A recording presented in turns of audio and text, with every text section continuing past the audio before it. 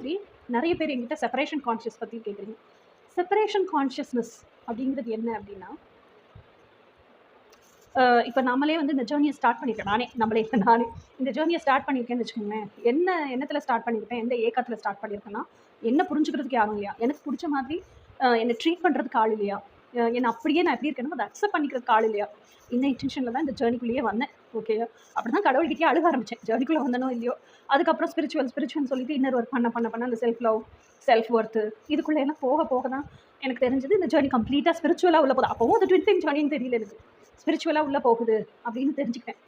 அந்த டீப்பனிங்காக உள்ளே போகவுமே நம்ம ஏங்குறோம்ல, ஃபிசிக்கல் ஃபார்மில் என்னை புரிஞ்சுக்கிட்ட என்னோட ட்ரீம் பர்சன் என் கூட இல்லை, என் பக்கத்தில் இல்லை அப்படின்னு நினைக்கிற இந்த நினைப்பு தான் செப்பரேஷன் கான்ஷியஸ்னஸ். அந்த ஃபிசிக்கல் ஃபார்மை நினச்சே ஏங்கிட்டு இருக்கோம். அந்த ஃபிசிக்கல் ஃபார்ம் நம்மளை எப்போ வரும், நம்மக்கிட்ட எப்போ வரும் அப்படிங்கிறதுக்கே டேரக்ட் கார்டு பார்க்குறோம்.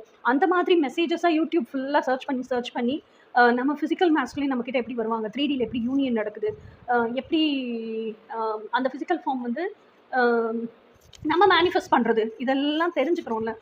இந்த மைண்ட் செட், இந்த மாதிரியான சிந்தனைகள், ஏன்னா அந்த ஏக்கம் இருந்துக்கிட்டே இருக்குது, அந்த ஏக்கத்தோட தீவிரத்தன்மையும் ஜாஸ்தியாக இருக்குது. அதில் ஒரு மாதிரி எப்போவுமே டிப்ரெஸ்டாக இருக்குது, எப்போவுமே சேடாக இருக்குது, அந்த ஏக்கத்திலேயே வாட்டமாக இருக்கிறது, இது எல்லாமே செப்பரேஷன் கான்ஷியஸ்னஸ்.